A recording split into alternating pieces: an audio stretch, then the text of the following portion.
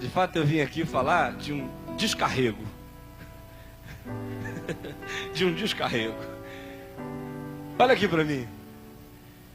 Eu toda hora vejo gente dizendo que está precisando de um descarrego. Eu conheço o maior descarregador do universo. Aliás, ele é o único que descarrega. Os outros não descarregam. Os outros simplesmente anestesiam para você aguentar a carga sem sentir tanta dor por algumas horas. Uma morfina espiritual, joga uma adrenalina espiritual, enfia algum tipo de estimulante para você não sentir que está tão pesado. Agora, esse acerca de quem eu vim falar é o único que faz descarrego. Ele disse: vinde a mim, todos vós, os que estáis cansados e sobrecarregados, e eu vos aliviarei. Tomai sobre vós o meu jugo e aprendei de mim, porque eu sou manso e humilde de coração, e achareis descanso para as vossas almas, porque o meu jugo é suave e o meu fardo é leve. Aleluia.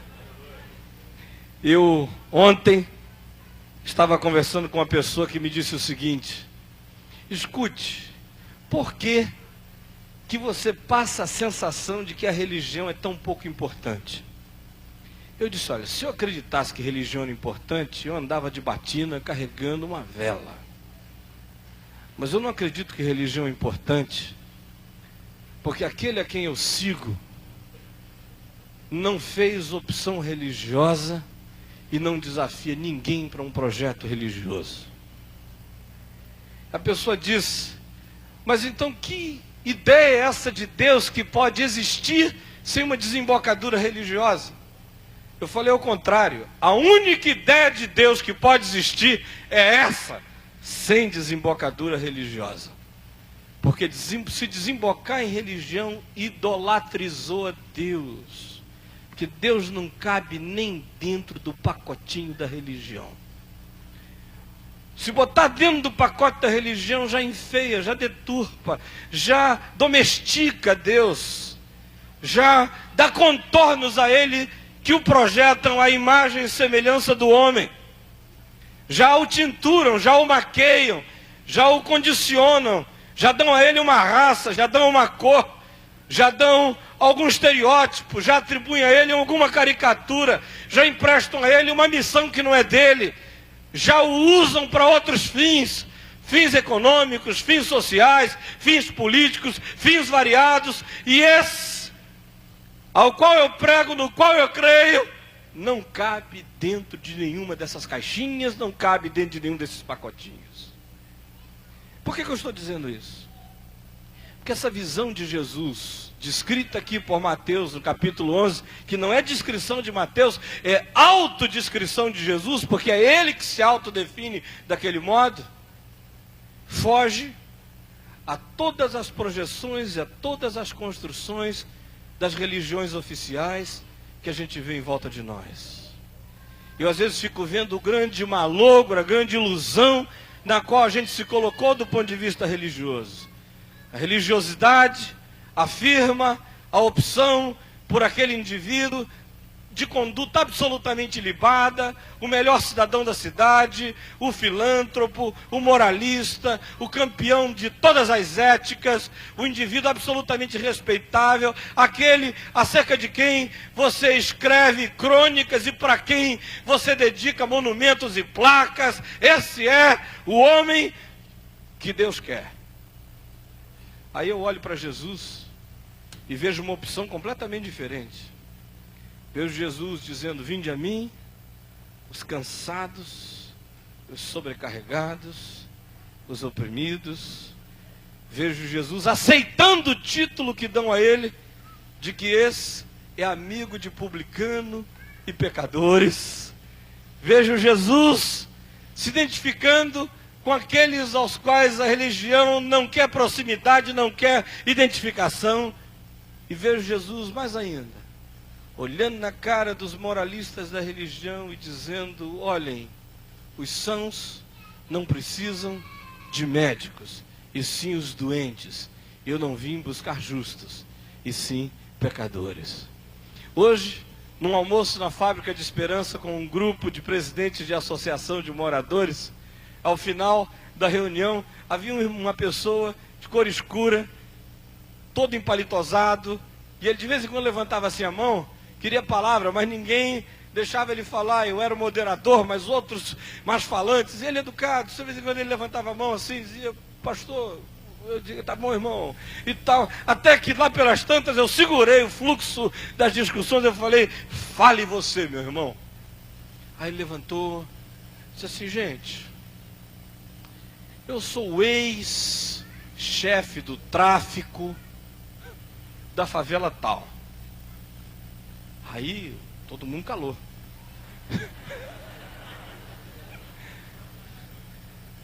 Quero repetir. Eu sou o ex-chefe do tráfico. Sabe por quê? Aí ninguém falou nada. Ele disse: é porque Jesus não veio buscar sãos, ele veio buscar doentes. É por isso, gente, que todo mundo que encontra com Jesus é ex alguma coisa. É ou não é, reverendo? Eu falei: você tem toda a razão. Porque se o justo se tornar ex-justo, ele passa a ser o safado atual, não é? Então, para andar com Jesus não pode ser justo, tem que ser o ex alguma coisa para poder agora ser discípulo de Jesus. Agora, não precisa ser o chefe do tráfico, pode ser o ex-angustiado, pode ser o ex-oprimido, pode ser o ex-perturbado, pode ser o ex-insone, pode ser o ex-vazio, pode ser a ex-mulher incapaz de amar o marido e os filhos, pode ser o ex-pai indiferente, pode ser o ex-cidadão centrado em si mesmo e egoísta, pode ser o ex-ser humano perdido em si mesmo, sem rumo, sem horizonte, sem futuro. Mas para andar com Jesus, tem que ser ex-cansado e ex-sobrecarregado e ex-oprimido, porque ninguém que encontre Jesus continua cansado, sobrecarregado e oprimido. Mas se você estiver querendo um Deus com quem você encontre e continua cansado, sobrecarregado e oprimido, vá procurar o Exu Caveira, vá procurar a Pombagira, vá procurar qualquer outra coisa, porque com Jesus de Nazaré não dá. Vinde a mim. Se você está querendo, está cansado, sobrecarregado, vem a mim e eu vou te aliviar. Eu fico lembrando de mim, eu não estou falando isso aqui por teoria, porque aos 13 anos de idade eu vivi conflitos existenciais sempre muito precoces. E aos 13 anos eu estava cheio de angústias pessoais, família fragmentada, meu pai e minha mãe não se davam bem, os Beatles e os Rolling Stones estavam começando, e eu era daquela geração de angustiados, e quanto mais sensível, mais angustiado, quanto mais precoce, mais desesperado, quanto mais humano, mais perdido em si mesmo. E aí eu comecei a tomar anfetamina para todo lado, e fumar baseado um atrás do outro, uma cheiração de pó que não acabava mais. Quando eu estava com 18 anos de idade, eu queria morrer, minha alma tinha envelhecido, eu estava com cabelos brancos por dentro. Mais prazer em coisa alguma, não conseguia mais amar ninguém. E aí eu comecei a querer morrer. Numa noite de quarta-feira, em julho de 1973, eu saí procurando uma arma para meter uma bala na cabeça. Quando eu parei na porta de um templo, havia gente saindo pela porta. Eu olhei para dentro, um rapaz veio, olhou para mim e falou: a gente estudou junto, eu te conheço, você está com uma cara horrível. Eu falei: eu quero morrer. Cabelão enorme, todo encaracolado, calça carne seca, sem zíper e sem nada por baixo, gargantilha, bracelete, 14 baseados na cabeça, não sei quantos papelotes, desarvorado. Aí ele olha para mim e diz o seguinte: entra aqui e ouve uma mensagem que vai mudar a tua vida. Me levou para a galeria, me sentou ao lado de um homem forte, suado, que tinha uma criança no colo, e de vez em quando o homem dizia assim: aleluia! Aí a criança, aí ele sacudia a criança, sacudia, e a criança ia, sabe? E acalmando, não era mesmo de sossego não, era quase que desmaiava a bichinha. E eu olhando ali pro lado, e eu viajando naquela história toda. Eu falei, meu Deus, que viagem louca, o que é que eu estou fazendo aqui? Mulher de cocó, menininha do cabelo até lá embaixo, um monte de gente esquisita. Eu falei, que assembleia marciana é essa? Que negócio é esse? O que eu estou fazendo aqui? Aí eu falei, olhei o homem assim uns 5 minutos, falei, esse aqui tá mais doido do que eu. Eu vou voltar para a praça, que lá o pessoal estava mais sóbrio do que aqui. Aí de repente, eu prestei atenção no que o pastor estava pregando. E ele disse o seguinte: vocês sabiam por que no alto da cruz de Jesus havia uma plaquinha escrita em hebraico, latim e grego: esse é Jesus o Nazareno, rei dos judeus? Eu não sabia. Aí eu prestei atenção, falei, puxa, essa é interessante. Aí ele disse: é porque o grego era a língua da filosofia, porque o latim era a língua do poder político, e porque o hebraico era a língua da religião monoteísta. E sabe o que Deus queria dizer? Queria dizer, quem souber ler no mundo, fique sabendo que Jesus é o rei. Aí eu ouvi aquilo, e eu viajei na mensagem do homem, eu fiz um zoom in, me deu uma sensação de que a cruz era o centro, e eu estava perdido porque eu não tinha centro. Rodando, eu falei, meu Deus, eu estou perdido porque a minha vida não tem referência. Não há nada nesse mundo que sirva de referência para mim. Aí eu comecei a chorar, me deu um sentimento enorme de perdição existencial, humana.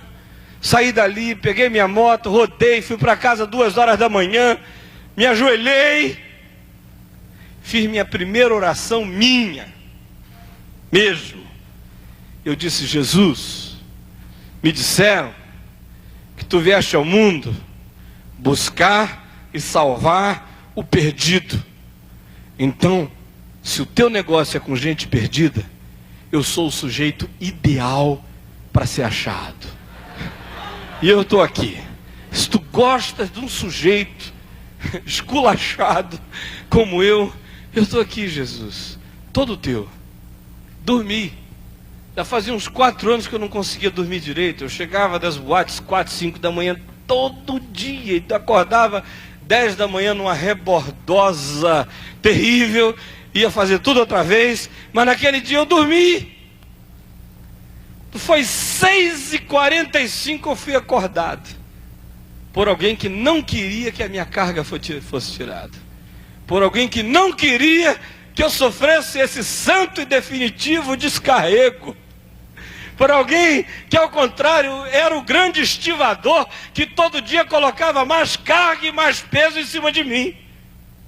Me acordou, entrou em mim, eu fiquei consciente, assistindo aquela coisa que entrou em mim, que começou a me jogar de um lado para o outro no meu quarto, eu vendo tudo sem nenhum poder para decidir nada sobre a minha vida, sobre os meus movimentos. Meu controle motor passou para um outro comando, uma invasão de tropas estranhas, que tomaram o quartel-general da minha consciência, me deixaram espectador impotente, vendo aquelas manobras estranhas procederem e acontecerem dentro de mim.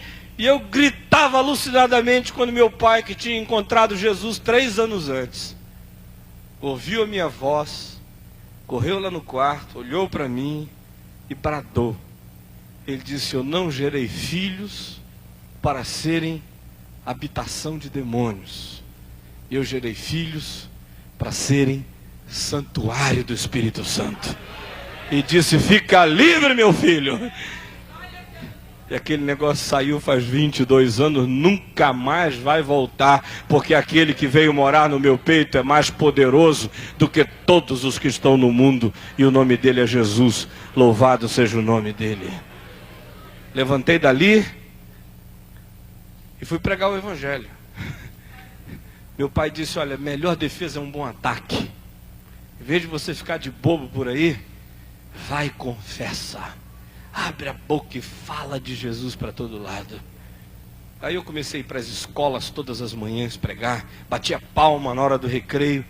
Aí 4, 5, 15 pessoas vinham, eu com aquela cara de doido, dizia, eu tenho uma mensagem de Deus para vocês. Todo mundo pensava que eu estava viajando, né? Aí todo mundo vinha e Jesus em cima. E aí daqui a pouco em todas as escolas da cidade de Manaus eu tinha trabalho durante as manhãs.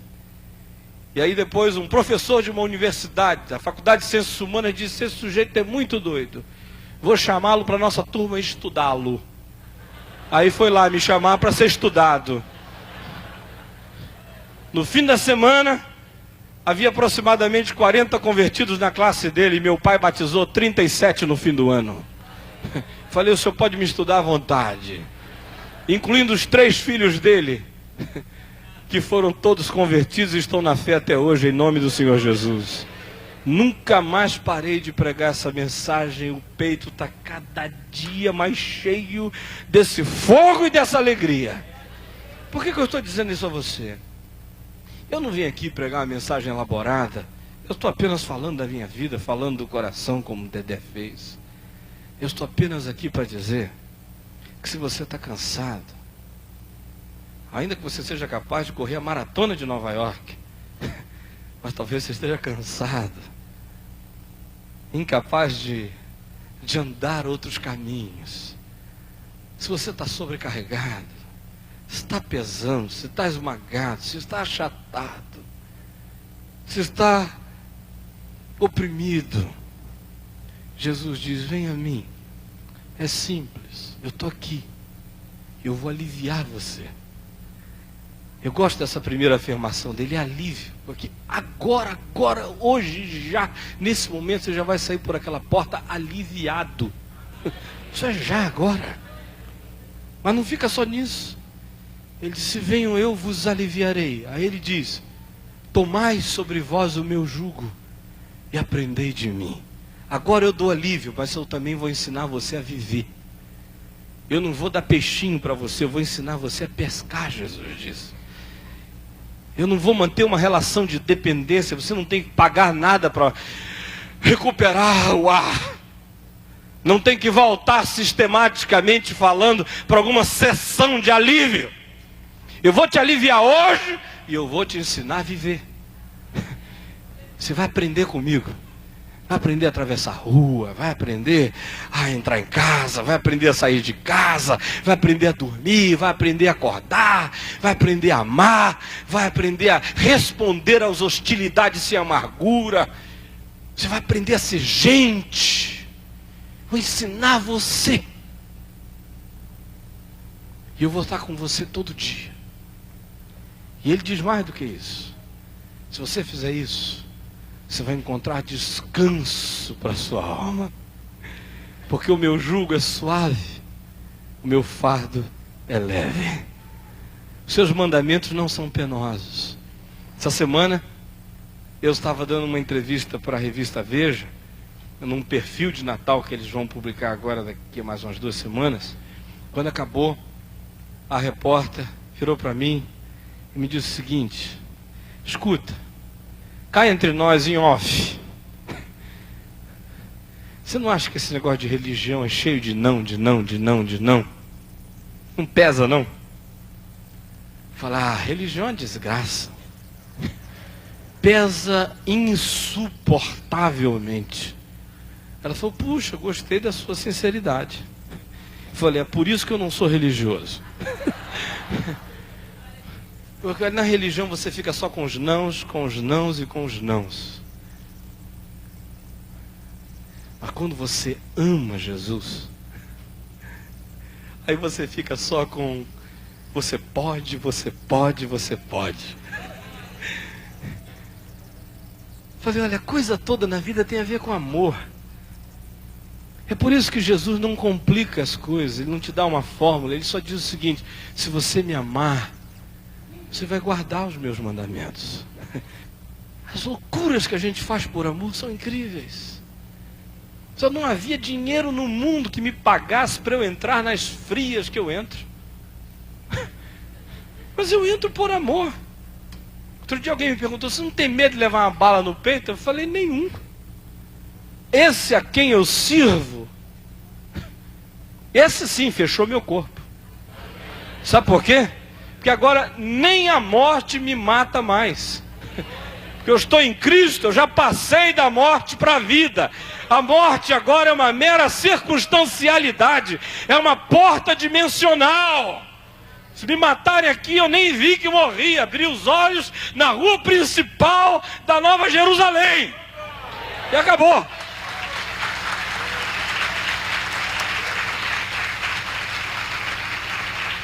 E é amor que põe você para frente, é paixão. Essa semana, um jornal de São Paulo perguntou quanto é que eu ganhava. Eu falei: é fácil, eu ganho tanto. Aí disse o seguinte: mas só? Quanto é que a Vinde lhe dá? Eu digo: nada, eu sou voluntário. E quanto é que a Associação Evangélica? Eu falei: nada, eu pago para trabalhar lá, para ser presidente. E a Fábrica de Esperança? Eu falei: me dá prejuízo.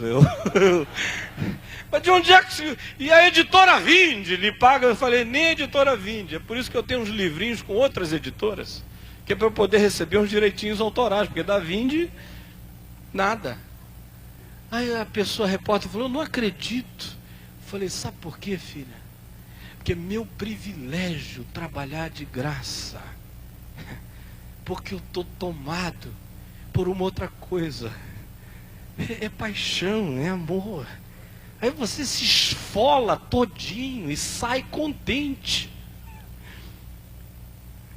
E sai descansado lá de lá.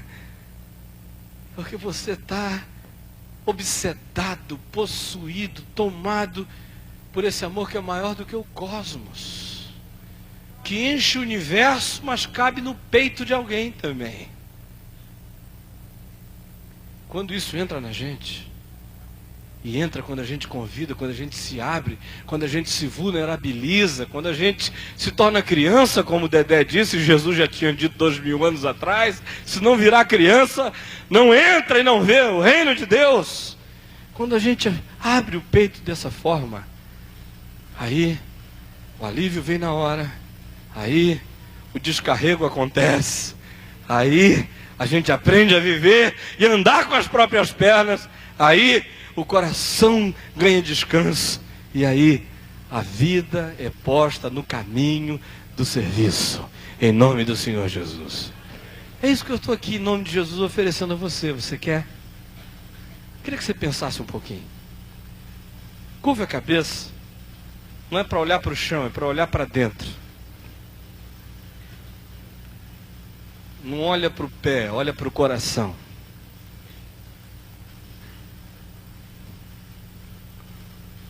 E se tudo isso que você ouviu hoje aqui dá a você a certeza de que o que você precisa é hoje um encontro de fé, cara a cara, com o Senhor Jesus. Se o que você está precisando hoje aqui é alívio dessa carga, desse peso, dessa culpa, desse medo, dessa dependência, desse terror, dessa insegurança, desse vazio que pesa toneladas na alma.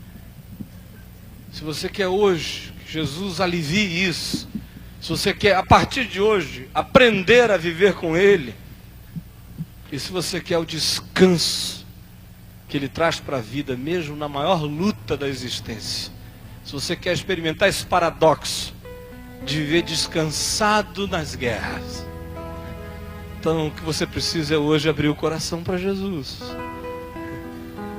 Se você quiser, eu quero fazer um convite que vai das criancinhas que estão aqui aos anciãos de cabeça branca. Todos têm que responder do mesmo jeito, porque o Evangelho é simples e a resposta dele é simples. Porque Deus está convidando a todo mundo, não é para o Einstein, é para seres humanos. E a resposta que Jesus espera de você é simplesmente um movimento de fé. Ele não diz: se você está cansado e sobrecarregado, fique aí. Ele diz: vinde a mim. É um movimento de fé. É um movimento de fé.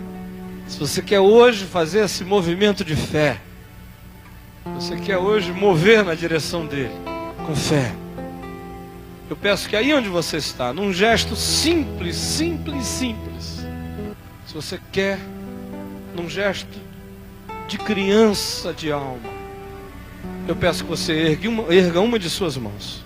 Eu queria fazer uma oração com você. Deus te abençoe, Deus te abençoe, Deus te abençoe, Deus te abençoe, Deus te abençoe, Deus te abençoe, Deus te abençoe, Deus te abençoe, Deus te abençoe, Deus te abençoe.